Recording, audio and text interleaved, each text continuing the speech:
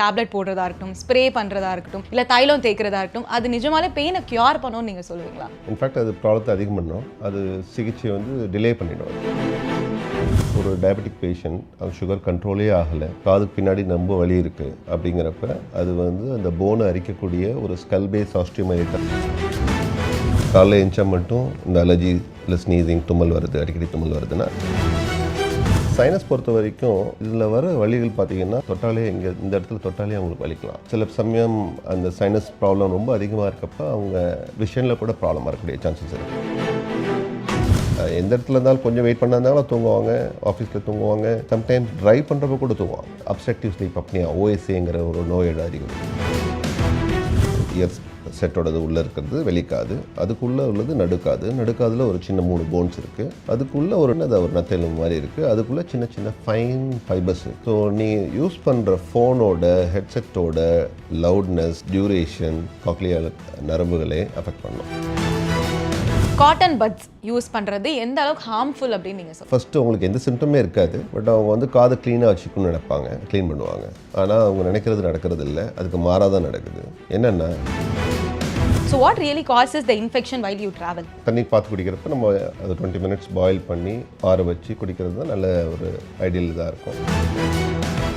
பியானஸ் நேயர்கள் அனைவருக்கும் வணக்கம், நான் உங்கள் விஜய் பரணி. இன்னைக்கு நம்மளோட ஒரு மோஸ்ட் தெளிவான டாபிக் பற்றி பேசணும் அப்படின்றதுக்காக ஒருத்தர் உட்காந்துருக்காரு. இட்ஸ் அ வாஸ்ட் டாபிக் அப்படின்னு சொல்லலாம். இஎன்டி நிறைய பேசிக்கான விஷயத்தில் நம்ம அவேர்னஸ் இல்லாமல் இருக்கும். ஸோ அதுக்காக நம்ம கிட்ட நிறைய விஷயங்கள் பகிர்ந்து கொண்டதுக்காக டாக்டர் வெங்கட கார்த்திகேயன் இருக்காங்க. வணக்கம் சார். வணக்கம். எஸ், அப்போலோ ஹாஸ்பிட்டல்ஸ் கிரீன் ரோலேருந்து நம்மளுக்காக வந்து இந்த விஷயத்தை பண்ண போகிறாரு. So happy to have this conversation. So first ரொம்ப பேசிக்லேருந்து போயிடலாம் சார். இந்த சீசனல் சேஞ்சஸ்லாம் வருதுல்ல, அதனால இஎன்டியில் என்னென்ன ப்ராப்ளம்ஸ் இன்க்ரீஸ் ஆகும் நீங்கள் சொல்லுங்கள். நம்ம சீசனல் சேஞ்சஸ் இருக்கிறப்ப மெயினாக பார்க்குறது நோஸ் அண்ட் சைனஸஸ். இந்த அலர்ஜிக் சைனசைட்டிஸ் சொல்கிற ப்ராப்ளம் காமனாக வரும். அவங்களுக்கு என்னென்ன ப்ராப்ளம் வரும்னா, அடிக்கடி தும்முறது, மூக்கடைக்கிறது, மூக்கிலேருந்து சளி வர்றது, ஃபேஸில் வலி வருது, தலைவலி வர்றது, இதெல்லாமே காமனாக வரும். இந்த சீசனல் சேஞ்சஸில் மற்ற டைமில் வந்து அவங்க நார்மலாக இருப்பாங்க. இந்த சீசனல் சேஞ்ச் வரப்போ இந்த ப்ராப்ளம்லாம் அதிகமாகும். எஸ்பெஷலி அவங்களுக்கு வந்து நோஸில் உள்ள எலும்பு வளைஞ்சி இருக்கவங்களுக்கு, ஸ்ட்ரக்சரலாக ப்ராப்ளம் இருக்கவங்களுக்கு இந்த ப்ராப்ளம் ரொம்ப நாள் இருக்கலாம். அது அதிகமாகவும் இருக்கக்கூடிய காரணமாக, ஒரு சப்போஸ் ஒருத்தருக்கு ஒரு கோல்டு சளி பிடிக்குது, ஒரு வாரம் சளி பிடிச்சி சன்னால் போகக்கூடிய சான்சஸ் இருக்கவங்களுக்கு இந்த ஸ்ட்ரக்சரல் ப்ராப்ளம், அதாவது எலும்பு வளைஞ்சி நோஸை பிளாக் பண்ணிட்டு இருக்கப்ப அந்த ப்ராப்ளம் அதிக நாள் இருக்கக்கூடிய சான்சஸ் இருக்குது. சீசனல் சேஞ்சஸோடு சேர்ந்து இந்த மாதிரி அவங்களுக்கு ப்ராப்ளம் இருக்கான்னு பார்க்குறதுக்கு நம்ம தகுந்த இஎன்டி டாக்டர் பார்த்து அவங்க சிகிச்சை எடுத்துக்கணும். அண்ட் இன்னொரு விஷயம் என்னன்னா, நம்ம நிறைய ட்ராவல் பண்ணும்போதும் சரி, நிறைய இடங்கள் போகும்போது திடீர்னு இன்ஃபெக்ஷன் ஆச்சுன்னா எல்லாருமே வாட்டர் சேஞ்ச் ஆகுறதுனால தான் இது நடக்குது அப்படின்னு சொல்கிறாங்க. So what really causes the infection while you travel? அந்த மாதிரி நம்ம எப்போதுமே நம்ம தண்ணி பார்த்து குடிக்கிறப்ப நம்ம அது 20 மினிட்ஸ் பாயில் பண்ணி அதை ஆற வச்சு குடிக்கிறது தான் நல்ல ஒரு ஐடியல் இதாக இருக்கும். பிளாஸ்டிக் வாட்டர் பால்ஸ் நம்ம கண்ட இடத்துல வாங்குறப்ப அது அதனோட ஹைஜீனை நம்ம வந்து என்ஷூர் பண்ண முடியாது ஒன்று. அண்டு ஹோட்டலில் நம்ம தண்ணி குடிக்கிறப்பையோ அதனோட ஹைஜீன் நம்ம என்ஷூர் பண்ண முடியாது. ஸோ முடிஞ்ச வரைக்கும் தண்ணியை சுட வச்சு 20 நிமிஷம் சுட வச்சு அதை ஆற வச்சு குடிக்கிறது ஒரு நல்ல மெத்தட். தேர்ட் பேசிக் கொஸ்டின் என்னன்னா, எல்லாருமே இப்போ ஒரு இஎன்டியில் ஏதோ ஒரு பிரச்சனை வந்துருச்சு, இப்போ ஒரு நீ பெயினாக இருக்கட்டும், ஏதோ ஒரு சின்னதாக வந்தால் கூட ஓவர் த கவுண்டர் போயிட்டு ஒரு டேப்லெட் போடுறதா இருக்கட்டும், ஸ்ப்ரே பண்ணுறதா இருக்கட்டும், இல்லை தைலம் தேய்க்கிறதா இருக்கட்டும், அது நிஜமாலே பெயினை க்யூர் பண்ணணும்னு நீங்கள் சொல்லுவீங்களா? இல்லை, அது வந்து இன்ஃபேக்ட் அது ப்ராப்ளத்தை அதிகம் பண்ணும், அது சிகிச்சை வந்து டிலே பண்ணிடும். அது கரெக்டான ட்ரீட்மெண்ட் எடுத்துக்க முடியாமல், ஃபார் எக்ஸாம்பிள் ஒரு டயபெட்டிஸ் உள்ள பேஷண்ட்க்கு ஒரு காது வலி வருதுன்னு வச்சுக்கோங்களேன், அது அவங்களா ட்ராப்ஸ் போட்டுட்டு அவங்கள குணப்படுத்த பார்ப்பாங்க. ஆனால் அதுக்குள்ளே வந்து ஒரு டயபெட்டிக் பேஷண்ட் அது சுகர் கண்ட்ரோலே ஆகலை, காதுக்கு பின்னாடி ரொம்ப வலி இருக்குது அப்படிங்கிறப்ப அது வந்து அந்த போனை அரிக்கக்கூடிய ஒரு ஸ்கல் பேஸ் ஆஸ்டியோமைலிட்டிஸ்ங்கிறது கண்டுபிடிக்க வேண்டியது நம்மளோட கடமை. ஏன்னா அது ஏர்லியாகவே சீக்கிரமாகவே கண்டுபிடிச்சா அது நம்ம அதை தகுந்த மருந்துகள் கொடுத்து டயபெட்டிஸ் கண்ட்ரோல் பண்ணிவிட்டு தேவையான அறுவை சிகிச்சை மூலமாகவும் அதை சரி பண்ண முடியும். பட் அதுவே நம்ம டிலே பண்ணோன்னா, அவங்க செல்ஃப் மெடிக்கேஷனாக டிலே பண்ணோன்னா அந்த ப்ராப்ளம் நல்ல அதிகமாகி அவங்களுக்கு மற்ற ப்ராப்ளம், அதாவது அது பிரெயினில் இன்ஃபெக்ஷன் ஆகக்கூடிய சான்சஸ், இல்லை நரம்பு வீக்னஸ் வரக்கூடிய சான்சஸும் அதில் இருக்குது. ஸோ இந்த மாதிரி ப்ராப்ளத்துக்கு எப்போதுமே ஃபஸ்ட் டாக்டரை காமிச்சு அவங்க சொல்கிற அட்வைஸ் ஃபாலோ பண்ணுறது நல்லது. ரியல் டைம் எக்ஸாம்பிளே நான் சொல்கிறேன். எனக்கு வந்து இப்போ லிகமெண்ட் டேர் ஆச்சு, ஆனால் எனக்கு தெரியல, எனக்கு எதுவும் சுலுக்கிடுச்சு, நான் உடனே ஸ்ப்ரே போட்டுறேன், I feel like okay it's cured அப்படின்னு நினைக்கிறேன். அது வந்து நம்மளா பிரம்மையில் நினைக்கிறோமா, இட் ரியலி ஒர்க்ஸ் அப்படின்னு? இல்லை, அந்த டாக்டர்கிட்ட போய் அவங்க வேறு ஏதாவது ப்ராப்ளம் சொல்லிவிடுவாங்களோ, வேறு ஏதாவது ட்ரீட்மெண்ட் சொல்லிவிடுவாங்களோ, நம்ம ஆப்ரேஷன் சொல்லிவிடுவாங்களோங்கிற ஒரு பயம் தான். அந்த அவேர்னஸ் வந்து ஹெல்த் அவேர்னஸ் இருந்தாலே அவங்க கரெக்டான ட்ரீட்மெண்ட் போய் பார்த்துட்டு கரெக்டான டாக்டர் பார்த்து அவங்க அட்வைஸ் சொல்ல போகிறாங்க. அது அவங்களுக்கு தகுந்த மாதிரி தான் இருக்கும். அதை ஃபாலோ பண்ணாலே போதும். ஓகே, அது ஃபார் த மொமெண்ட் கொஞ்சம் ரிலீஃப் தரும், அவ்வளோதான், அந்த மாதிரி சொல்லுவீங்க. ஸோ நீங்கள் அந்த சிகிச்சையை டிலே பண்ணுறதுனால, ப்ராப்பர் டாக்டர்கிட்ட போகாமல் நம்மளா செல்ஃப் ட்ரீட்மெண்ட் பண்ணுறதுனால அந்த ப்ராப்ளம் அதிகமாகி இன்னும் தொந்தரவு தான் அதிகப்படுது. நான் வந்து இப்போது மார்னிங் எழுந்தோன்னே எனக்கு ஸ்னீசிங் வரும், அதுக்கப்புறம் நோஸ் பிளாக் ஆகும், அது கொஞ்சம் நேரத்தில் அது சரியாயிடும். பட் ஆனால் அது அலர்ஜியா இல்லை சைனஸோட இண்டிகேஷனா எனக்கு அது புரிதல் இருந்ததே இல்லை. இப்போ வரைக்கும் அந்த ப்ராப்ளம் நான் ஃபேஸ் பண்ணிட்டு இருக்கேன். So what you say about it? உங்களுக்கு மற்ற சிம்டம்ஸ்லாம் இல்லாத, இப்போ சப்போஸ் ஒரு கண்டினியூஸாக மூக்கடைப்போ தலைவலியோ இல்லை முகத்தில் வலியோ இல்லாமல் காலையில் எழுந்தா மட்டும் இந்த அலர்ஜி இல்லை ஸ்னீசிங் தும்மல் வருது, அடிக்கடி தும்மல் வருதுன்னா அதுக்கு இது என்ன காரணங்கிறது பார்க்கணும். இந்த அலர்ஜன்கிறது ஒரு காரணியாக இருக்கலாம். காற்றில் உள்ள ஒரு தூசினாலேயோ இல்லை போலன்ஸ்னாலேயோ, இந்த மகரந்த தூட்கள் சொல்லலையா துகள்கள், அதனாலேயோ இல்லை அனிமல் டேண்டஸ், வீட்டில் வந்து நாய் பூனை வளர்ப்பாங்க அதுலேருந்து கொட்டுற முடியினாலேயோ அதில் கூட அலர்ஜி வரலாம். இல்லை ஃபுட் அலர்ஜியாக கூட இருக்கலாம். ஸோ ஒவ்வொருத்தரோட பாடியும் ஒவ்வொரு எதிர்ப்பு சக்தியும் ஒவ்வொருத்தருக்கும் ஒவ்வொரு மாதிரி இருக்கும். ஸோ அது என்ன காரணங்கிறத கண்டுபிடிக்கணும். அதுக்கு டெஸ்ட்டும் இருக்குது. அவங்களே பேஷண்ட்ஸாகவும் ஒரு as a person you can also என்ன ப்ராப்ளத்தினால வருதுங்கிறது நம்ம கண்டுபிடிச்சிக்கலாம். ஸோ இந்த தும்மல் பொறுத்த வரைக்கும் மோஸ்ட்லி பார்த்தீங்கன்னா ஹைஜீன், நம்ம சுற்றி இருக்க என்விரான்மெண்ட்டு நல்லா க்ளீனாக வச்சுக்கிட்டாலே, அண்ட் ஹேண்ட் சானிடைஸ் பண்ணி ஹேண்ட் ஹைஜீன் வச்சுக்கிறது, ஹேண்ட் ஷேக் பண்ணாமல் வணக்கம் சொல்கிறது, இதெல்லாம் ஒரு important methods. And since you talking about the sinus, இப்போ அது சைனஸாக மைக்ரேனாக நிறைய பேருக்கு தெரியாமல் ஒரு புரிதல் இல்லாமல் இருக்குது அப்படின்னு நினைக்கிறேன். ஸோ சைனஸ் எந்த மாதிரி சிம்டம்ஸ் கிரியேட் பண்ணுன்னு நீங்கள் சொல்வீங்க? Common symptom. இதனால தான் இந்த ஹெட்டேக் வந்து எப்போதுமே ஒரு இஎன்டி டாக்டரும் பார்ப்பாங்க, ஒரு நியூராலஜி டாக்டரும் பார்ப்பாங்க. ஏன்னா அது ஓவர்லேப் ஆகக்கூடிய ஒரு தலைவலிங்கிறது ஒரு அறிகுறி. ஸோ சைனஸ் பொறுத்த வரைக்கும் அவங்களுக்கு அந்த முகத்தை சுற்றி சைனஸஸ் பார்த்திங்கன்னா ஒரு காற்றுள்ள அறைகள், மூக்குக்கு பக்கத்துலேயும் கண்ணுக்கு கீழேயும் கண்ணுக்கு நடுப்பு, ரெண்டு கண்களுக்கு நடுப்புறையும் கண்களுக்கு பின்னாடியும் உள்ள சைனஸஸ். அதில் ஒவ்வொன்றுக்கும் ஒரு நேம் இருக்குது. இதில் வர வலிகள் பார்த்திங்கன்னா இதர் கண்ணுக்கு கீழே ஒரு வலியாக இருக்கலாம், தொட்டாலே இந்த இடத்துல தொட்டாலே அவங்களுக்கு வலிக்கலாம். அண்டு சப்போஸ் நான் கண்ணுக்கு பின்னாடி உள்ள சைனஸில் வந்து அவங்களுக்கு தலைவலி பின்னாடி கூட வரலாம். சில சமயம் அந்த சைனஸ் ப்ராப்ளம் ரொம்ப அதிகமாக இருக்கப்ப அவங்க விஷனில் கூட ப்ராப்ளம் வரக்கூடிய சான்சஸ் இருக்குது, பக்கத்தில் உள்ள ப்ரெஷர்னால எஃபெக்ட்னால. மற்ற சில சமயம் பல்வலினால இன்ஃபெக்ஷன் சைனஸ் போய் அங்கே ப்ராப்ளம் வரலாம். சைனஸ் மட்டும் பார்க்காம அது சுற்றியுள்ள நம்ம ஸ்ட்ரக்சர்ஸையும் பார்க்கணும். மைக்ரேன் தலைவலி வந்து யூஸ்வலாக ஒற்றை தலைவலின்னு சொல்கிறது வந்து யூஸ்வலாக ஒன் சைடு வரும், ரெண்டு சைடும் வரலாம். அவங்களுக்கு பார்த்தீங்கன்னா சென்சிட்டிவ் லைட், ஒரு லைட்டை பார்த்தாங்கன்னா ரொம்ப அவங்களால பார்க்க முடியாது, தலைவலி ரொம்ப அதிகமாகும். இல்லை நார்மலாக வர சவுண்டு வந்து அவங்களால டாலரேட் பண்ண முடியாது, பொறுத்துக்க முடியாது. நார்மலாக பேசிக்கிறது கூட அவங்களுக்கு ஒரு இரிட்டபிளாக இருக்கும், ஒரு நாசியா இல்லை வாமிட்டிங் வரும். தலைவலி வரத்துக்கு முன்னாடியே தலைவலி வரப்போகிற ஒரு அறிகுறி தெரியலாம், அதுக்கு ஆரான்னு சொல்லுவோம். இதெல்லாம் மைக்ரைன் பொறுத்த வரைக்கும். இது மாதிரி என்ன ட்ரிகர்னால வருதுங்கிறதும் அவங்க அசஸ் பண்ணி அதுக்கு தேவையான ட்ரீட்மெண்ட் எடுத்துக்கலாம். பட் நெக்ஸ்ட் திங் வந்து இந்த ஸ்னீசிங் ரொம்ப லவுடராக பண்ணுறதுனால ஏதாவது ப்ராப்ளம் கிரியேட் ஆகுமா அப்படின்றது ஒரு கேள்வியாக இருக்குது. அந்த தும்மல் அடக்க போகிறப்ப ஒரு சப்போஸ் அடக்கி வாயை மூடி அடக்கிறப்ப உள்ள ப்ரெஷர்னால you can have problems, very severe problems to the ear and all. Suppose நம்ம அதனால தான் அவங்க சப்போஸ் யாருக்கும் அறுவை சிகிச்சை பண்ணோன்னா, காதில் அறுவை சிகிச்சைலாம் பண்ணியிருந்தோன்னா அவங்க அந்த இயரை ப்ரொடெக்ட் பண்ணுறதுக்காக தும்மல் வந்தால் வாயை திறந்துட்டு தும்முங்க அப்படி. சில பேர் பப்ளிக் இதுக்காக இந்த டைம் மூடுறப்ப ப்ரெஷர் அதிகமாகக்கூடிய சான்சஸ் இருக்கும். மற்றபடி ஐ திங்க் எதனால் தும்மல் வருதுன்னு கண்டுபிடிச்சி அதை சரி பண்ணணும். கொரட்டை விடுறதுனால என்னென்ன ப்ராப்ளம்ஸ் கிரியேட் ஆகுது அப்படின்னு? ஸ்னோரிங், கொரட்டை விடுதல்ங்கிறது ஒரு அறிகுறி. அது வந்து ஒரு நோயின் அறிகுறியாக கூட இருக்கலாம். அந்த நோய் என்னன்னு பார்த்தீங்கன்னா அதுக்கு பேர் ஓஎஸ்ஏன்னு சொல்லுவோம், அப்ஸ்ட்ரக்டிவ் ஸ்லீப் அப்னியான்னு பேர். சில பேர் பார்த்துருப்பீங்க, நம்ம வீட்லேயும் நம்ம பார்த்துருக்கலாம். உடல் வருமனா உள்ளவங்க, ஷார்ட் நெக்காக இருக்கவங்க, இல்லை உடல் வருமனா உள்ளவங்க, அவங்க தூங்குறப்ப கொரட்டை விடுவாங்க. கொரட்டை விடுறப்ப அந்த கொரட்டை நிற்கும், ஒரு 10 செகண்ட்ஸ் மேலே எந்த சவுண்டுமே இருக்காது. பார்த்தா அவங்க ப்ரீத் பண்ணுறாங்களா இல்லையான்னு கூட தெரியாது. திருப்பி அந்த கொரட்டை விட ஆரம்பிப்பாங்க.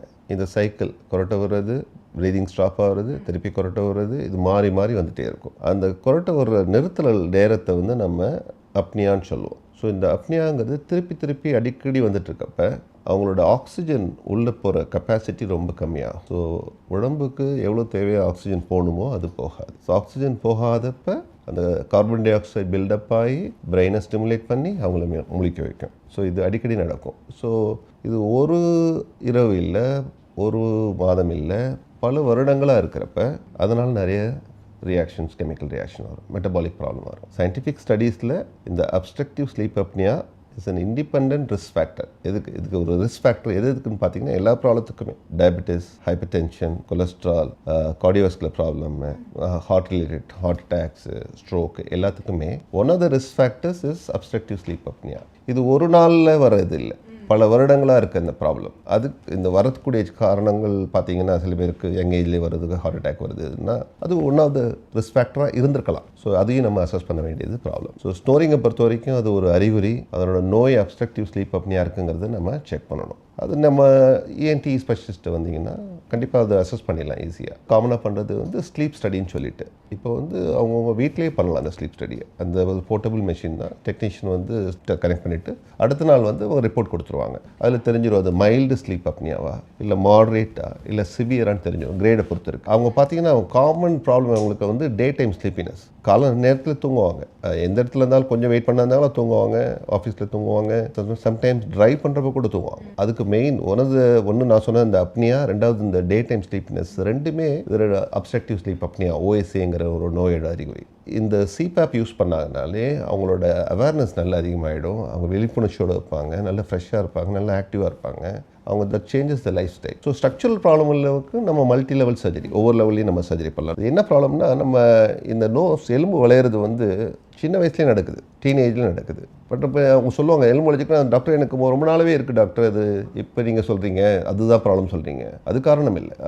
அதுக்குன்னு ஒரு க்ரோத் சென்டர் இருக்குது சின்ன வயசில், டீனேஜில். ஸ்கல்லுக்குன்னு ஒரு க்ரோத் சென்டர் இருக்குது. இந்த செப்டமோட க்ரோத் வந்து அதிகமாக இருக்கிறதுனால ஸ்கல்ல ஸ்பேஸ் இல்லை, அதனால் வளைஞ்சிக்குது. ஸோ அது வளைஞ்சி தான் இருக்குது. பட் நீங்கள் உங்களோட ஃபோட்டோஸே பார்க்கலாம், ஒரு 10 இயர்ஸ்க்கு முன்னாடி எடுத்த ஃபோட்டோஸ்க்கும் இப்போ பார்க்கும் டிஃப்ரென்ஸ் இருக்கும். ஃபேஷியல் ப்ரொஃபைல் சேஞ்சஸ், திக்னஸ் வந்து அதிகமாகுது. சைடில் இருக்க வால் பக்கத்தில் வரப்போ எலும்பு ஏற்கனவே வளைஞ்சிருக்கிறப்ப இன்னும் குறுகிறது. அப்போ அந்த பேசேஜ் வந்து ரொம்ப குறுகலாக போனதுனால லேட்டர் ஏஜில் இந்த ப்ராப்ளம் வருது. ஸோ அப்போ நம்ம ஸ்ட்ரக்சரலாக அதை சரி பண்ணுறப்ப அதில் அவங்களால ஆக்சிஜன் நல்லா எடுத்துக்க முடியும், அவங்களோட குவாலிட்டி ஆஃப் லைஃப் நல்லா இம்ப்ரூவ் ஆகும், நல்லா அவங்க ப்ரீத் பண்ண முடியும், நல்லா அலர்ட்டாக இருக்க முடியும், விழிப்புணர்ச்சியோட இருக்க முடியும். ஸோ நீங்கள் சொல்லியிருந்தீங்க இந்த ஆக்சிஜன் இன்டேக் இஸ் இம்பார்ட்டன்ட் அப்படின்னு. அதை தாண்டி இன்னொரு விஷயம் மக்கள் என்ன பண்ணுறாங்க, பொதுவான மிஸ்டேக், தலையிலேருந்து த்ரோட் வரைக்கும் என்ன ப்ராப்ளம் இருந்தாலும் ஸ்டீம் பண்ணுப்பா சரியாயிடும் அப்படின்னு சொல்கிறாங்க. So does it really work அப்படின்ற விஷயம் தான். ஸ்டீம் ஐ திங்க் அவங்களுக்கு ரொம்ப சூடோட ரொம்ப நேரம் அதை எடுக்காமல், எஸ்பெஷலி அவங்க எப்போல்லாம் தேவையாக இருக்கும், சப்போஸ் மூக்கு அடைப்பு இருக்குது, ஒரு அலர்ஜிக் ப்ராப்ளம்ஸ் இருக்குது, அப்போ எடுத்துகிட்டு சில நல்ல ஹெல்ப்ஃபுல்லாக இருக்கும். சில பேருக்கு அது ஒத்துக்காமல் இருக்கலாம், அவங்களுக்கு யாரும் ஒத்துக்கலையும் அவங்க எடுத்துக்க வேணாம். இப்போ ரீசன்ட் ஸ்டடி பற்றி பார்த்தீங்கன்னா ஸ்டீமோட சானாங்கிறது இந்த ட்ரை ஹீட் இருக்கு இல்லையா, அது வந்து ரியலி ஹெல்ப்ஃபுல்ங்கிறாங்க. ஸோ சயின்டிஃபிக் ஸ்டடீஸ் அது ப்ரூவ் பண்ணியிருக்காங்க. அது ஆல்மோஸ்ட் கிவ்ஸ் நம்ம கார்டியக் ஹெல்த், இருதய நலத்துக்கும் அது ரொம்ப நல்லதுங்கிறாங்க. டெய்லி ஒரு 20 minutes of dry sauna followed by either cold bath, cold shower, இல்லை அது சானா மட்டுமே நல்ல எஃபெக்ட், நல்ல இம்ப்ரூவ்மெண்ட் இருக்குன்னு சொல்கிறாங்க.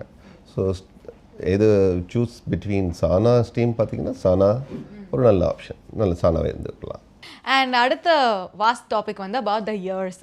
ஏன்னா சின்ன சின்ன விஷயங்கள் நம்ம நோட்டீஸ் பண்ணாமல் விடுறதுனால அது பெரிய ப்ராப்ளம்ஸ் க்ரியேட் பண்ணலாம் அப்படின்னு இப்போ பேசிக்காக இருக்கிறது ஃபோன் நிறைய நேரம் பேசுகிறதா இருக்கட்டும், அண்ட் இயர்பட்ஸை ரொம்ப ஹை வால்யூமில் கேட்குறதா இருக்கட்டும், லாங்கர் யூசேஜ். இப்போ நானே வந்து காலையிலேருந்து ஈவினிங் வரைக்கும் பாட்டு கேட்குறேன், எனக்கே அது தெரியல, ஆனால் இயர்பட்ஸ் இருக்குது. ஸோ அந்த மாதிரி ஒரு ப்ராக்டிஸ்க்குள்ளே நம்ம வந்துட்டோம்.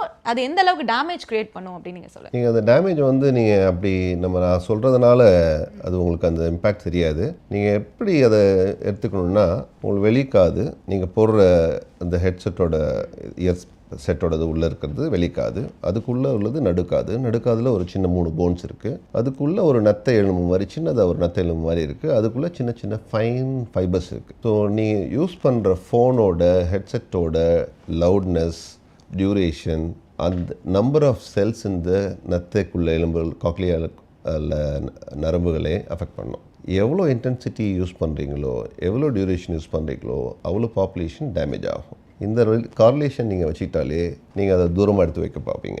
எப்படி ஆல்கஹால் லிவருக்கு டேமேஜ் பண்ணுதோ அதே மாதிரி உங்களோட ஃபோனோ இல்லை ஹெட்செட்டோ ஒரு இன்னர் இயர் டெஃபினட்டாக டேமேஜ் பண்ணுங்கிறப்ப அந்த அவேர்னஸ் கண்டிப்பாக வரும். ஸோ நீங்கள் பேசிட்டு இருக்கும்போது நடுவில் காக்லியர் இதுன்னு சொன்னீங்க. நான் இப்போ ரிசர்ச் பண்ணும்போது காக்லியர் இம்ப்ளான்ட் அப்படின்ற ஒரு டேர்ம் வந்து நான் கேள்விப்பட்டேன். பட் எனக்கு அதுக்கான புரிதல் சரியா இல்லை. எனக்கு தெரிஞ்சு மக்களும் ஏதாவது சர்ச் பண்ணும்போது இருந்திருக்காதுன்னு நினைக்கிறேன். So what is cochlear implant, what is about it? Cochlear இம்ப்ளான்ட்ங்கிற கருவி பார்த்தீங்கன்னா ஆல்மோஸ்ட் ஒரு மோர் தென் 30 வருஷத்துக்கு மேலவே இருக்குது. இப்போ நம்ம ஒரு காது கேட்கும் திறன் குறைந்தவர்களுக்கு ஆப்ஷன்ஸ் என்னென்ன அவங்க பண்ணலாம். அவங்க ஒரு காது கேட்கும் மெஷின் போட்டுக்கலாம். அது நம்ம காமனாக பார்த்துருப்போம்.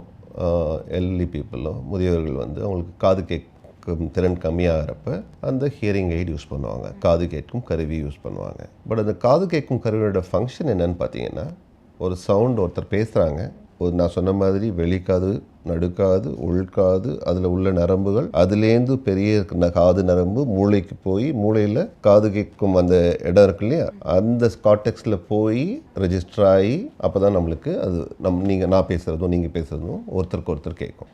இப்போ இவங்களுக்கு அந்த உள்காதில் உள்ள நரம்புகள் வீக்காக இருக்கிறதுனால நார்மலாக பேசுகிற கான்வர்சேஷன் அவங்க உள்ளே போகாது. ஸோ இந்த ஹியரிங் எய்டோட ஃபங்க்ஷன் என்னன்னா, இதை ஆம்ப்ளிஃபை பண்ணி ஒன்றுங்கிறத ஆம்ப்ளிஃபை பண்ணி சொல்கிறது உள்ளுக்குள்ளே நார்மலாக அவங்களுக்கு போய் கேட்கும். அதுக்கான ஒரு particular type of severity of hearing loss இருக்க வரைக்கும் அந்த ஹியரிங் எய்ட் ஹெல்ப்ஃபுல்லாக இருக்கும். பட் சில பேருக்கு 2 கேட்டகரியும் பார்க்கலாம். 2 பேருக்கு சொல்கிறேன். சிறு குழந்தைகள், அதாவது பிறந்த குழந்தைகள் அண்ட் முதியவர்கள், இந்த 2 இதுலேயும் பார்க்கலாம். சில பேருக்கு எனி ஏஜில் வரலாம், யாருக்கு வேணால் இது வேணால் வரலாம். அவங்களுக்கு 2 காதுலையுமே சிவியர் ஹியரிங் லாஸ், காது கேட்கும் திறன் கம்மியாக இருக்கும். அந்த ஹியரிங் எய்ட்ஸ் போட்டாலும் அந்த ஆம்ப்ளிஃபை பண்ணி சவுண்டு ஒளி வந்து மூளைக்குள்ளே செல்லாது. அவங்களுக்கு என்ன பண்ணணும்? அப்போ தான் காக்லியர் இம்ப்ளான்ட் அங்கே ஹெல்ப் ஆகுது. காக்லியர் இம்ப்ளான்ட் என்ன பண்ணணும்? காக்லியர் இம்ப்ளான்ட் நம்ம அறுவை சிகிச்சை மூலமாக அந்த கருவியை அந்த காது எலும்புக்கு பின்னாடி நம்ம இம்ப்ளான்ட் பண்ணுறோம். அந்த கருவியிலேருந்து வர அந்த எலக்ட்ரோட் ஆரே அதை வந்து உள்காதுக்குள்ளே இம்ப்ளான்ட் பண்ணிடுறோம். அது சொருகிடும். அப்படி பண்ணுறப்ப அதுக்கப்புறம் ஒரு 3 weeks to 6 weeksல நடப்புற எக்ஸ்டர்னல் காம்பனண்ட்டை அதுக்கு உள்பகுதி ஒன்று இருக்கும், ஸ்கின்னுக்குள்ளே இருக்குது, ஸ்கின்னுக்கு வெளியில் கனெக்ட் பண்ணுற ஒரு எக்ஸ்டர்னல் டிவைஸ் இருக்கும், அதை கனெக்ட் பண்ணிப்போம். இப்போ இந்த கனெக்ட் பண்ணதுக்கப்புறம் இந்த 2 காதும் அவங்களுக்கு கேட்காது இருந்தவங்களுக்கு நம்ம பேசுகிற சவுண்டு எலக்ட்ரிக்கல் சிக்னல்ஸாக போய் சவுண்ட் சிக்னல்ஸ் வந்து எலக்ட்ரிசிட்டி மாறி உள்காது வழியாக போய் பிரெயினை போய் ஸ்டிமுலேட் பண்ணணும். ஸோ எந்த நர்வ்ஸ்லாம் டேமேஜ் இருக்கோ அதில் வந்து அங்கேருந்து நம்ம ஒரு பைபாஸ் எடுத்து அந்த காது கேட்கும் நரம்பு வழியாக பிரெயினுக்கு போகும். இந்த பைபாஸ் எடுத்து போகிற கருவி தான் காக்லியர் இம்ப்ளான்ட். அது அந்த காக்லியான்னு சொல்கிற அந்த நத்தை எலும்பு இருக்கு இல்லையா, அதுக்குள்ளே நரம்புகள் கம்ப்ளீட்டாக வீக்காக இருந்தாலுமே மெயின் நரம்பை ஸ்டிமுலேட் பண்ணி ஒருத்தருக்கு காது கேட்க வைக்க முடியும். ஸோ அது வந்து ஒரு பெரிய greatest invention of 21st century. So அவங்களுக்கு கண்டிப்பாக அவங்களால காது கேட்க முடியும். ஃபார் எக்ஸாம்பிள் குழந்தைங்களுக்கு நம்ம 1 yearலேருந்தே கண்டுபிடிக்கலாம். by 1 year, before 1 year also you can identify. But அந்த 1 வருஷத்துலேருந்து 3 வருஷங்கிறது ஒரு கிரிட்டிக்கல் ஃபேஸ். எதிரானா குழந்தைங்களுக்கு காது கேட்டால் தான் அவங்களால பேச முடியும். இந்த மூளையில் காது கேட்கும் செவித்திறன் உள்ள அந்த பகுதியும் பேசும் பகுதியும் பக்கத்தில் இருக்கும். அது 2 ஸ்டிமுலேட் ஆகணும். 2 கனெக்ஷன் வந்தால் தான் அவங்களால குழந்தையால் பேச முடியும். குழந்தைக்கு காது கேட்கலன்னா குழந்தையால் பேச முடியாது. ஸோ இந்த 1 to 3 yearsக்குள்ளே ஒரு குழந்தையோட பிரெயின் வந்து ஒரு ஸ்பாஞ்ச் மாதிரி இருக்கும். ஸோ அதுக்கப்புறம் அது ஹார்ட் ஆகிடும், அதில் போய் ரெஜிஸ்டர் ஆகாது, வயசாக அந்த ஒர்க் ஆகாது. ஸோ அதனால தான் இந்த ஃபஸ்ட் இயர்லேயே அதை டயக்னோஸ் பண்ணி இந்த குழந்தைங்களுக்கு ஹியரிங் லாஸ் இருக்கான்னு டயக்னோஸ் பண்ணி நம்ம காக்லியர் இம்ப்ளான்ட் கருவியை பொறுத்தோம்னா அந்த குழந்தைங்களுக்கு காது கேட்கும்.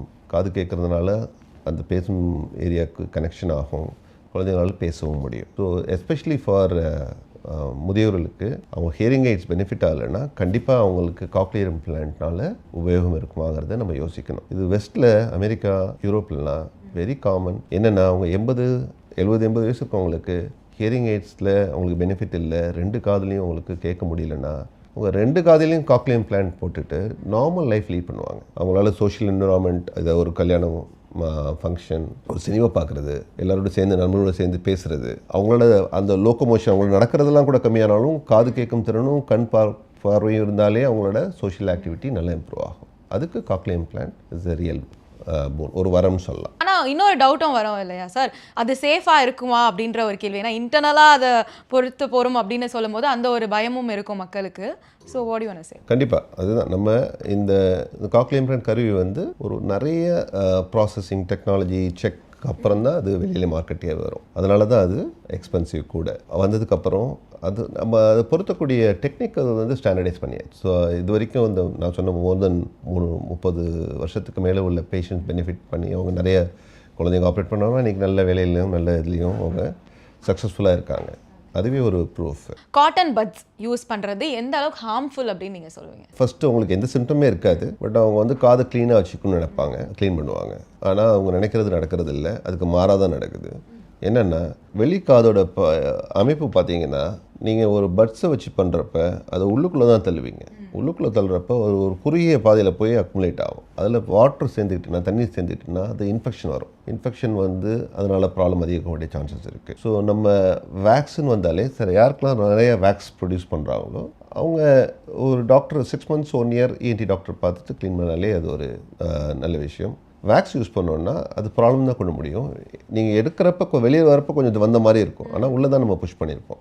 வி கான் டேக் த இல்லை கம்ப்ளீட்டாக எடுக்க முடியாது, நம்ம எடுக்கவும் கூடாது. அண்ட் இன்னொரு விஷயம், இப்போ இயர் பிளாக் ஆகி ஒரு பிளாங்காக ஒரு மாதிரி சவுண்ட் வரும், கொய்யா அப்படிலாம் வருது சார். அது வந்து வாட் இஸ் த ரீசன் அப்படின்னு நீங்கள் சொல்லுவீங்க? நம்ம அதுக்கு டினிட்டஸ் சொல்லுவோம். டினிட்டஸ்ங்கிறது எதனாலன்னா நார்மலாக கூட அது வரலாம். ஸ்ட்ரெஸ் அதிகமாகவங்களுக்கு, இல்லை ஸ்லீப் இல்லாதவங்களுக்கு, இல்லை ஹை ஃபங்க்ஷனிங் இண்டிவிஜுவல்ஸ், ரொம்ப டைப்பே பர்சனாலிட்டி சொல்கிறவங்களுக்கு, இல்லை நார்மலாகவே சில பேருக்கு அவங்களுக்கு ஹியரிங் லாஸ் இருக்கிறப்பையும் வரலாம். ஹியரிங் லாஸ் அதாவது காது கேட்கும் திறன் கம்மியாக இருந்து அந்த உள்காதில் உள்ள நரம்புகள் அஃபெக்ட் இருந்தால் அப்போ மூளையில் அந்த ரெஜிஸ்டர் ஆகுது, ஒரு சவுண்டாக ரெஜிஸ்டர் ஆகும், அது அவங்களுக்கு வரலாம். சப்போஸ் இந்த ஹியரிங் லாஸ் காது கேட்கும் திறன் நார்மலாக இருக்கவங்களுக்கும் வரப்போ அது மெயின் காரணம் பார்த்திங்கன்னா ரொம்ப ஸ்ட்ரெஸ்ஃபுல்லாக இருக்கவங்க, டென்ஷன் அதிகமாக இருக்கவங்களுக்கு அந்த மாதிரி டினிட்டஸ் வரலாம். சில பேஷண்ட்ஸ்க்கு சடனாக நீங்கள் சொன்ன மாதிரி சடனாக காது பிளாக் ஆகுது, சடனாக காதில் சவுண்டு வருதுன்னா அது கொஞ்சம் நம்ம கேர்ஃபுல்லாக இருக்கணும். இந்த இயர் ட்ரம் பற்றி பேசினோம், பட் எக்ஸ்டர்னல் இயர்ஸில் இந்த மாதிரி நிறைய பியர்சிங்லாம் பண்ணியிருக்காங்கல்ல, அவங்களுக்குலாம் அந்த இயர் டேமேஜ் நடக்குமா? ஏன்னா எங்கள் அம்மாலாம் சொல்லுவாங்க, ஐயோ நர்வில் குத்திர போகிறாங்க, பார்த்து பத்திரம், குத்தக்கூடாது அப்படின்ற ஒரு ரெஸ்ட்ரிக்ஷன்ஸ்லாம் இருக்கும். So what really happens? கூகுளில் வேணால் போட்டு காலிஃப்ளவர் இயர்னு போட்டு பார்க்கலாம். அது போட்டு பார்த்தீங்கன்னா அது மாதிரி நிறைய பண்ண மாட்டோம், ஏன்னா யாருக்கு எப்படி வரும்னு சொல்ல முடியாது.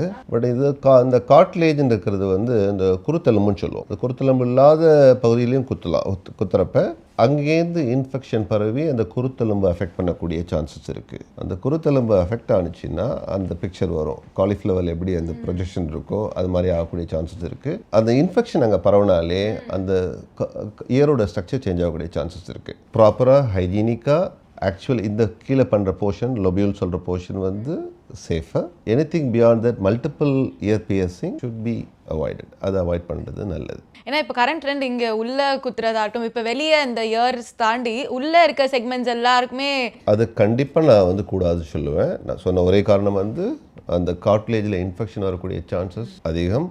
அது வந்தால் அதனோட அப்பியரன்ஸ் சேஞ்ச் ஆகக்கூடிய சான்சஸ் அதிகம். ஸோ அதை கண்டிப்பாக நம்ம அவாய்ட் பண்ணணும். ஓகே, அடுத்தபடியாக நம்ம த்ரோட் பற்றி நிறைய பேசணும்னு நினைக்கிறேன். அதே மாதிரி பேசிக்காக பண்ணுறது, இப்போ ஒரு த்ரோட் பெயின் இருக்குன்னா எவ்வளோ இன்ஃப்ளமேஷன் இருக்குன்னே தெரியாமல் நம்ம வந்து ஒரு சிரப் குடிக்கிறதா இருக்கட்டும், ஒரு ஓவர் த கவுண்டர் போய் ஒரு டேப்லெட் சாப்பிட்றதா இருக்கட்டும், அது இப்போ ரொம்ப நார்மல் ஆயிடுச்சு. எனக்கே தெரியும்ப்பா அப்படின்னு சொல்லி ரொம்ப எக்ஸ்போஸ்டாக இருக்கிறதுனால நாலேஜபிளாக நினச்சிக்கிறாங்க. But what mistakes they do generally for the throat pain வரும்போது அப்படின்னு நீங்கள் நினைக்கிறீங்க? இல்லை, த்ரோட் பெயின் காமனாக பார்த்தீங்கன்னா வைரஸ்னால் வரக்கூடிய த்ரோட் பெயின் தான். அதுக்கு நம்ம உடனே டாக்டர் போகணும்னு இல்லை. பட் பர்சிஸ்டண்ட்டாக ஒரு த்ரோட் பெயின் இருக்குது, மோர் தென் ஒரு வாரத்துக்கு மேலே இருக்குது. அது கூட சேர்ந்து த்ரோட் பெயினால் என்னென்ன வேறு என்னென்ன அறிகுறிகளாக இருக்குன்னு பார்க்கணும். சில சமயம் அவங்களால சால்வே பண்ண முடியாது. டான்சில் பெருசாகி அதில் இன்ஃபெக்ஷன் இருக்கலாம், இல்லை சில பேருக்கு அல்சர் மாதிரி இருக்கலாம், அந்த சின்ன சின்ன அல்சர் இருக்கலாம். ஸோ எதனால் த்ரோட் பெயின் வருதுன்னு பார்க்கணும்.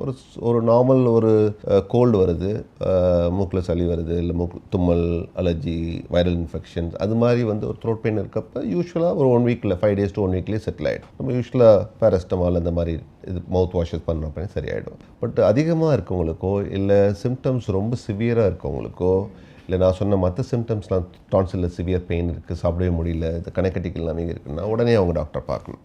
ஸோ எந்த காரணத்தினால வருதுங்கிறத நம்ம பார்த்து அதை குணப்படுத்த முடியும்.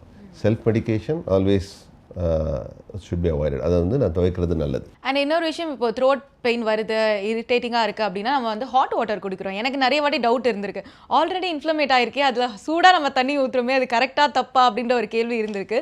So what you want? Anything extreme is bad. இது too cold or too hot. ரொம்ப குளிர்ந்த நீரும் இருக்கக்கூடாது, ரொம்ப சூடான நீரும் இருக்கக்கூடாது. லியூக்வார்ம், நல்ல ஒரு வார்மான வாட்டர், வெதுவெதுப்பான நீர், அது நல்ல தொண்டைக்கு நல்லது தான். அது எக்ஸ்ட்ரீம் டெம்பரேச்சர் எப்போதும் எக்ஸ்ட்ரீம் அவாய்ட் பண்ணுறது நல்லது. இப்போ நிறைய கேள்வி வருது, ஏன்னா இஎன்டி அப்படின்னால எல்லாரும் ஸ்கேர் ஆகிடுறாங்க, ஐயோ இஎன்டி ஆப்ரேஷனா. ஸோ என்னென்ன அட்வான்ஸ்மெண்ட்ஸ் நம்மளுக்கு இப்போ வந்திருக்கு, பெயின்லெஸ்ஸாக இருக்கட்டும், இல்லை ரெக்கவரி ஸ்டேஜாக இருக்கட்டும், எந்த அளவுக்கு அட்வான்ஸ்மெண்ட்ஸ் ஆயிருக்கு இஎன்டியில் அப்படின்னு சொல்லுவீங்க? இஎன்டி பார்த்தீங்கன்னா ஒரு அட்வான்சிங் ஸ்பெஷாலிட்டி. பிகாஸ் அந்த ஒவ்வொரு ஏஎன்டி ஃபீல்டில் உள்ள சப் ஸ்பெஷாலிட்டிஸ் மாதிரி அட்வான்ஸ்மெண்ட்ஸ். ஃபார் எக்ஸாம்பிள் இந்த ஸ்கல் பேஸ் சர்ஜரின்னு சொல்கிறது, அதை ரெண்டாக பிரிக்கிறோம். ஃப்ரண்ட்டில் பண்ணுறது ஆன்டீரியர், முன்பக்கம் பண்ணுறது இது மூக்கும் சைனஸ் அந்த பகுதி, அதுலேருந்து கபால அடித்தளம் இல்லை ஸ்கல் பேஸ் சொல்கிறது, இல்லை மூளையோட அடித்தளம் அதில் உள்ள டியூமர்ஸை ட்ரீட் பண்ணுறது ஆன்டீரியர் ஸ்கல் பேஸ் சர்ஜரின்னு சொல்கிறோம். லேட்ரல் ஸ்கல் பேஸ் சர்ஜரி வந்து காது, அதே மாதிரி அதுக்கு அருகில் உள்ள கபால அடித்தளம் ஸ்கல் பேஸ் மூளைப்பகுதி,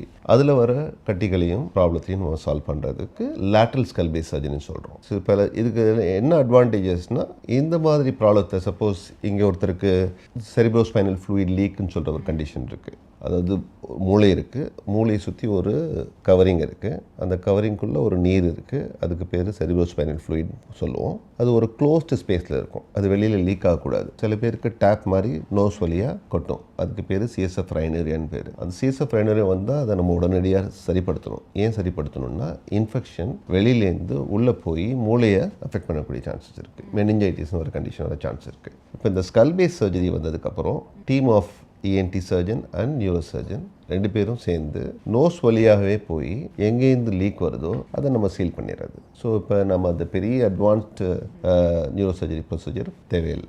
இது ஒரு ஃபீல்ட் சப்ஸ்பெஷாலிட்டி. இன்னொன்று robotic head neck surgery. Robotic head neck surgery பொறுத்த வரைக்கும் 2 விதம் பிரிக்கலாம். டிரான்ஸ்ஓரல் ரொபாட்டிக் சர்ஜரிங்கிறது, அதாவது இந்த ஏர்லி கேன்சர்ஸை நம்ம வாய் வழியாகவே போய் நம்ம அதை எடுத்துட முடியும். அந்த டியூமர்ஸ் வந்து அட்வான்ஸ் ஆகிறதுக்கு முன்னாடியே, அட்வான்ஸ் டியூமர்ஸை ப்ரெசென்ட் ஆகிறதுக்கு முன்னாடியே நம்ம வாய் வழியாக போய், ரோபோட்டோட அட்வான்டேஜ் பார்த்தீங்கன்னா மேக்னிஃபைடு விஷன், 10 டைம்ஸ் மேக்னிஃபிகேஷன், ஒரு 3D விஷன் கிடைக்கும். கிளியர் கட்டாக எது டியூமர் எது நார்மல் டிஷ்யூன்னு தெரியும். அதனால் அந்த இடத்த போய் நம்ம ரிமூவ் பண்ண முடியும். ஸோ இப்படி இருக்கிறப்ப அவங்களுக்கு ஈஸியாகவே அவங்கள நம்ம டிஸ்சார்ஜ் பண்ண முடியும், ஏர்லியாக டிஸ்சார்ஜ் பண்ண முடியும். ரத்த கசிவு கம்மியாக இருக்கும். அவங்களுக்கு இந்த ப்ரீதிங் டியூப், சுவாச குழாய், ட்ரிகாஸ்டமிங்கிற டியூப் போட தேவை இருக்காது. ஊன் ஹீலிங், நல்ல புண்ணு ஆறுறதும் சீக்கிரமாகவே ஆறும். அவங்க நார்மலாகவே ஸ்வாலோ பண்ணுவாங்க, ஏர்லி ஸ்வாலோயிங் இருக்கும். இதெல்லாம் advantages of transoral robotic அறுவை சிகிச்சை முறை. அதாவது வாய் வழியாக போய் பண்ணுற ரொபாட்டிக் அறுவை சிகிச்சை முறை. நான் சொன்ன மாதிரி அது டியூமர்ஸ்க்கு ரொம்ப ஹெல்ப்ஃபுல்லாக இருக்கும். பட் நீங்கள் சொல்லும் போது லைட்டாக ஒரு பயம் வருது. என்னென்னா, நம்ம ரொம்ப க்ரூஷலான, நான் சொன்ன மாதிரி நோஸாக இருக்கட்டும், இயர் எல்லாமே ரொம்ப சென்சிட்டிவான விஷயங்கள். ஸோ ரோபோட் வழியாக அதை நம்ம பண்ணுறது அப்படின்னும் போது அக்யூரேசி அஃப்கோர்ஸ் இருக்கும், பட் அது சேஃபாக இருக்குமா அப்படின்ற ஒரு பயம் வரும் இல்லையா? புது டெக்னாலஜிஸ் வரும்போது பயம் அதிகமாக ஆகிட்டே இருக்குது. இது கண்டிப்பாக சேஃபான ப்ரொசீஜர். பிகாஸ் நம்ம எப்படி ஒரு அறுவை சிகிச்சை பண்ணுறப்ப சர்ஜன் கண்ணில் பார்த்து கையில் யூஸ் பண்ணுறாரோ அதனோட எக்ஸ்டென்ஷன் தான் ரொபாட். அவர் அந்த உட்காந்து ரொபாட், அவரோட கை மூமெண்ட்டு தான் ரொபாட்டோட இன்ஸ்ட்ருமெண்ட்டோட மூமெண்ட்டாக இருக்கும். ரொபாட்டோட எண்டோஸ்கோப் பார்க்குறது தான் அவரோட பார்வையார். ஸோ ரெண்டுமே ஒன்று தான். ஸோ அதனால் சேஃப்டியை பொறுத்த வரைக்கும் 100% சேஃப்டி. அண்ட் இன்னொரு விஷயம், தைராய்டு அண்ட் பேராதைராய்டு, இது ரெண்டுத்துக்குமே என்னென்ன லேட்டஸ்ட் அட்வான்ஸ் டெக்னாலஜிஸ் வந்திருக்குன்னு நீங்கள் சொல்வீங்க? சொன்ன மாதிரி நான் தைராய்டை பொறுத்த வரைக்கும் ரொபாட்டிக் அறுவை சிகிச்சை முறையை வந்து அதாவது ரிமோட் ஆக்சஸ் ரொபாட்டிக் அறுவை சிகிச்சை முறை, யாருக்கெல்லாம் தழும்பு வரக்கூடாதுன்னு நினைக்கிறாங்களோ அவங்களுக்கு வந்து அது ஒரு பெரிய ஒரு ரிசல்ட் தான். அது ஒரு பூன் தான். அது சில டியூமர்ஸ்க்கு அந்த மாலிகுலர் டெஸ்டிங்லாம் வந்திருக்கு. அந்த மாலிகுலர் டெஸ்டிங் பண்ணுறது மூலமாக என்னென்ன டியூமர்ஸ்க்கு நம்ம ஃபாலோ பண்ணலாம், எந்தெந்த டியூமரை நம்ம ஆப்ரேட் பண்ணணும் அப்படிங்கிற ஒரு டிசிஷன் எடுக்க முடியும், முடிவு எடுக்க முடியும். எல்லா தைராய்டு கட்டிங்களும் நம்ம ஆப்ரேஷன் பண்ணுங்கிறது தேவையில்லை.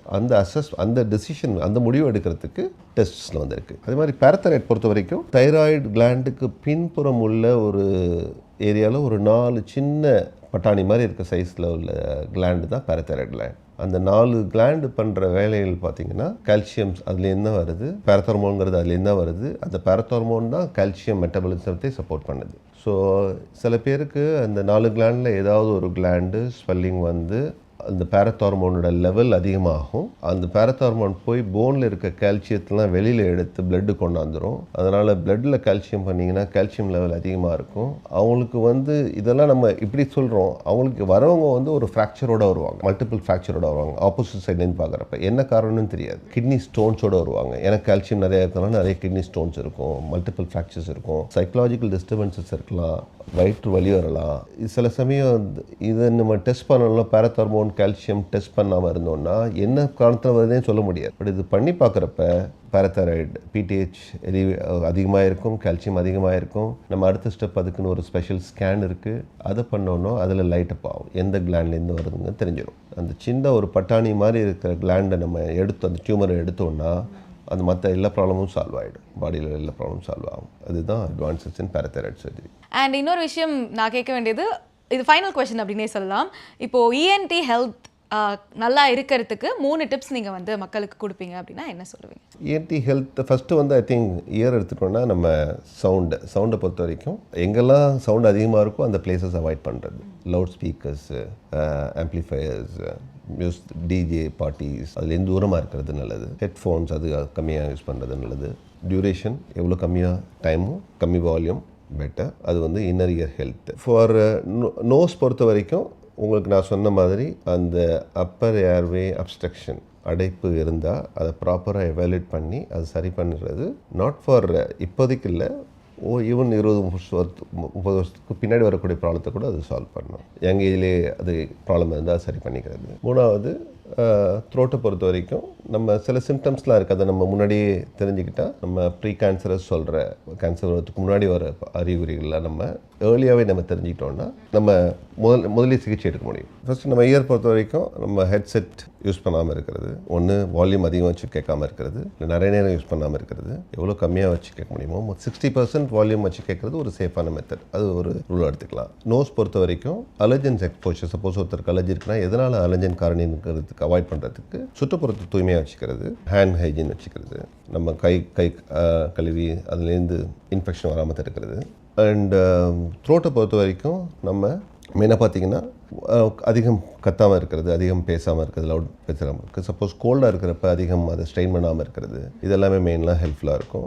அண்ட் இதை தவிர நம்ம ஒரு ஏஜ்க்கு அப்புறம் பேசிக்கலாக அவங்களுக்கு ஹியரிங் அசஸ் கரெக்டாக இருக்குது கேட்குதாங்கிறதுக்கு ஒரு செக் ஆடியோகிராம் பண்ணுறதும் பெட்டர். யாருக்கெல்லாம் காது கேட்காமல் இருக்கோ இல்லை காது கொஞ்சம் கம்மியாக இருக்கோ அவங்க ஆனுவல் ஆடியோகிராம், அதாவது எவ்ரி இயர் ஆடியோகிராம் பண்ணி அவங்களோட காது நலனை தெரிஞ்சு வச்சுக்கிறது மிகவும் நல்லாயிருக்கும். இதை தவிர நம்ம ரொட்டீன் எக்ஸாமினேஷனில் அவங்களுக்கு தைராய்டு கட்டிகளோ இது இருந்தாலும் கண்டிப்பாக அவங்க மற்ற ஒரு இஎன்டி டாக்டர்கிட்ட போயிட்டு அதுக்கான ப்ராப்பர் டெஸ்ட் பண்ணிவிட்டு அது நார்மல் கட்டி தானா இல்லை வேறு எதுவும் டியூமர் கட்டியா கேன்சர் கட்டியான்னு தெரிஞ்சுக்கிறது ரொம்ப ரொம்ப நல்லது. Thank you so much doctor, because it was amazing talking with you. நிறைய சின்ன சின்ன விஷயங்கள் நம்ம டிஸ்கஸ் பண்ணாமல் போகிறதுனால அவேர்னஸ் கொஞ்சம் கம்மியாக இருக்குது. இந்த இன்டர்வியூ மூலிமா நிறைய பேர் பயனடைஞ்சிருப்பாங்கன்னு நினைக்கிறேன். நன்றி. தேங்க்யூ.